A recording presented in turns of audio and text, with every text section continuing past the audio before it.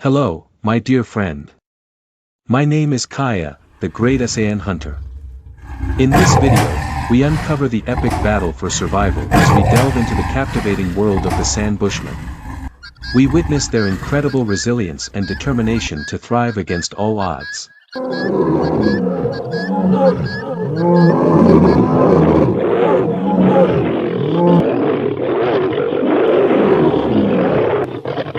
This is the tale of intense conflicts, a narrative centered around the San tribe and their extraordinary struggle to survive in one of the most unforgiving terrains on Earth.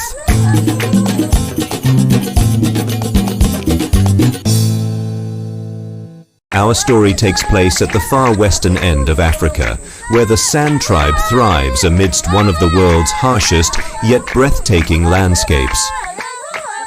They relied on hunting and gathering sustenance from the abundant resources of the veld. The San tribe considered nature their abode, with the untamed wilderness as their closest companion. Life in the veld was undeniably challenging and demanding.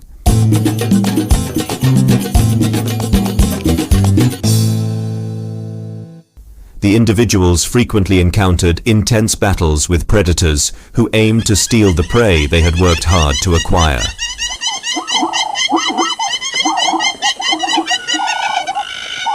Despite not having exclusive ownership over the waterholes, they had to share it with other beings. However, this account goes beyond mere survival. It serves as evidence of the unyielding human spirit. It narrates how they triumphed over the harsh wilderness through their intelligence, unwavering resolve, and profound comprehension of the natural environment.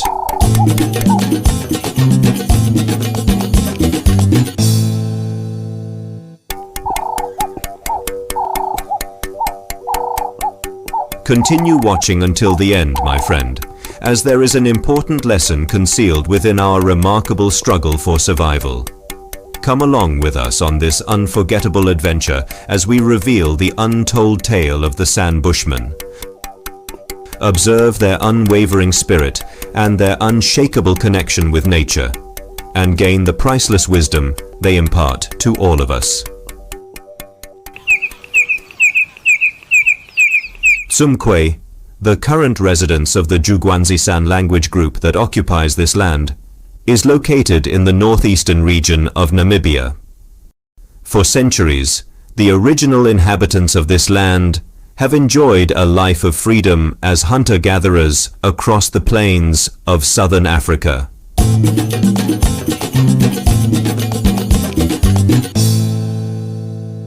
However, with the advancement of technology, these unquestionably indigenous people have been forced to live in restricted areas known as conservancies.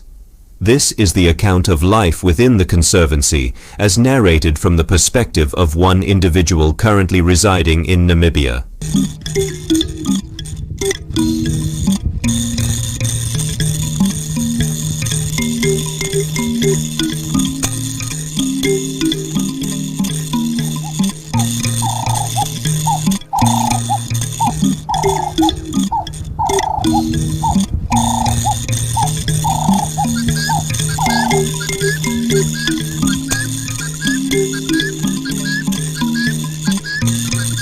We were hunters who relied on wild fruit and hunting for game meat to sustain ourselves.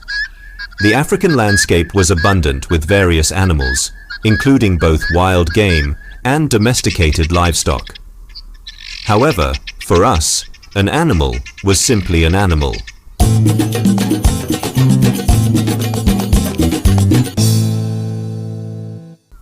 We did not distinguish between game and domesticated animals, as we considered all of them as potential meat to hunt. After that, we relied on wild fruits as our main source of sustenance. One notable type of wild fruit served a dual purpose. It was particularly useful during the dry seasons when water sources were scarce. By digging up and eating this specific wild fruit, not only did it satiate our hunger, but it also helped quench our thirst. The wild fruit known as jar holds significant importance as a food source. It is widely recognized as the most desirable foodstuff in our community. Our people have a deep understanding of the essential indicators to locate jar in the wilderness.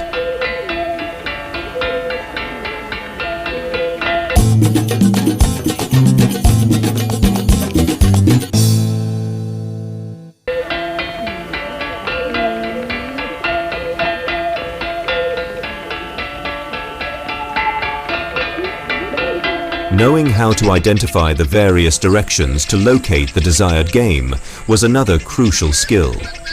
Additionally, being able to discern the specific animal from its footprints proved extremely beneficial.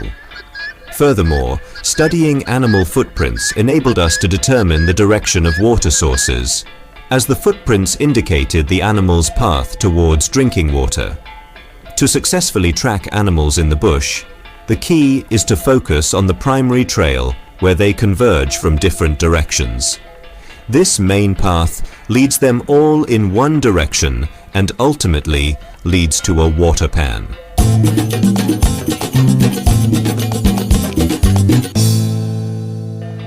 Nature resembles a captivating storybook, transforming itself on every hunting expedition.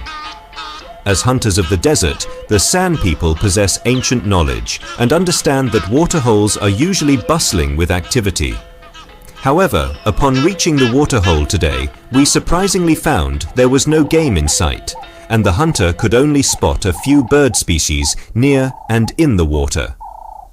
A group of helmeted guinea fowl had arrived to quench their thirst, while a blue heron had successfully speared a frog and was preparing to swallow it whole. In addition to the vultures and the marabou bird, which is also known as the undertaker bird, they too find solace in the water to escape the intense heat and find respite. When the water holes dry up, we depend on underground sources like water-filled ostrich egg containers strategically buried at locations known only to our hunters.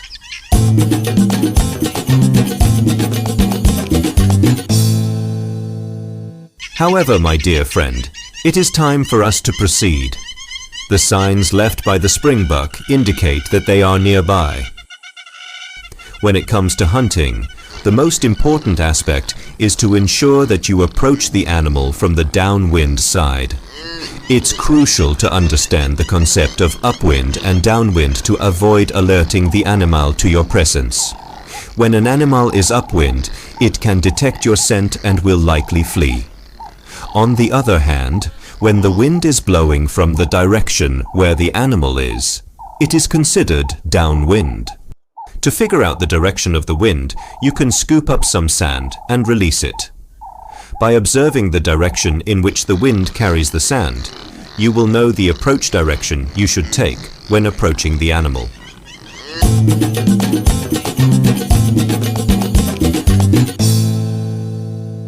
To approach the animals without being noticed, it is important to position yourself downwind where they cannot detect your scent. This way, you can quietly approach them until you are within a suitable distance to strike. Interestingly, the animals may even spot you, but they will not immediately flee. Instead, their curiosity often gets the better of them, and they will simply gaze at you, trying to determine what kind of creature you are. It is only when they pick up your scent that they will instinctively run away.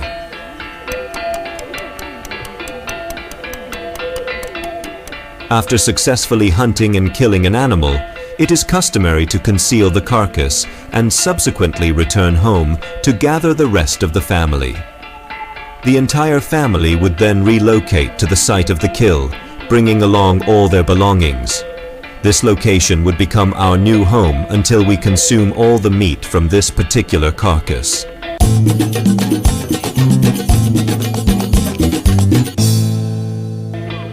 The sad reality is, however, that predators may discover the dead animal before the group can reach it, but luckily for this group, it did not happen. Tonight we will gather around the campfire to celebrate, sing, and dance. However, our dance is not solely a physical movement. It is a rich tapestry woven with threads of celebration, prayer, storytelling, and a sense of community. As the moon ascends to dominate the night sky, with stars shimmering like precious diamonds, we continue our dance. On this particular evening, we didn't just dance to celebrate, but to honor life itself. We dance because it is our way, we, the San people, who are skilled in storytelling, singing songs, and dancing under the moonlit sky.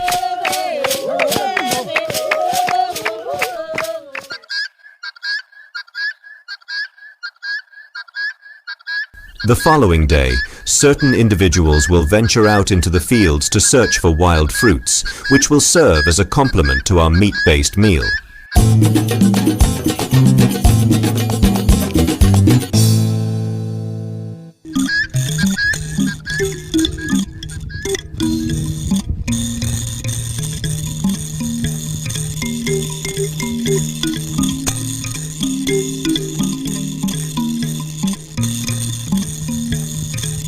Every morning, as we awaken, each of us has assigned tasks that we diligently carry out throughout the day.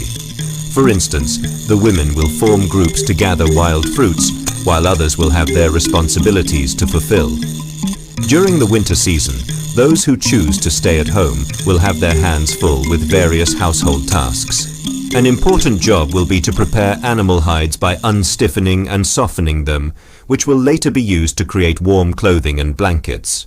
Meanwhile, the men will have their own set of tasks to keep them occupied. They will focus on ensuring that their hunting weapons are in top-notch condition. This will involve sharpening arrows, preparing poison, weaving ropes for their bows, and setting up bird traps.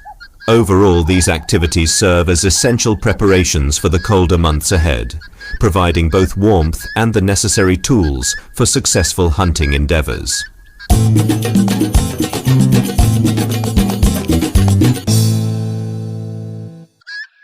The process of preparing the poison that is applied to the arrowheads is a challenging task. It involves searching for the required ingredients, creating the poison, and then applying it to the tips of the arrows. Additionally, we have another weapon specifically designed for hunting purposes. It consists of a lengthy stick with a loop on one end.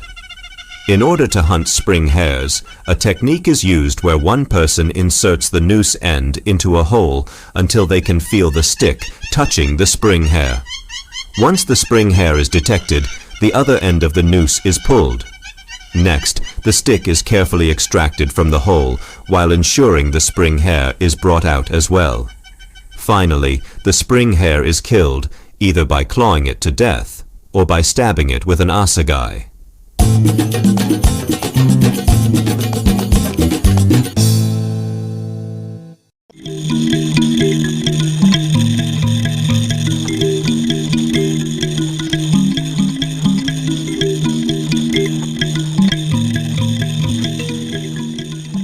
As we explore the remarkable customs and knowledge of the San people, it is crucial to recognize the significance of safeguarding and honoring the various cultures that enhance our global community. In the pursuit of unity and comprehension, let us come together and promote the values of love, tolerance, and appreciation for all. If you were inspired and deeply moved by this video, we kindly request you to subscribe to our channel, share it with your loved ones, and show your appreciation by giving it a thumbs up. By joining forces, we can foster a world filled with wisdom, empathy, and unity.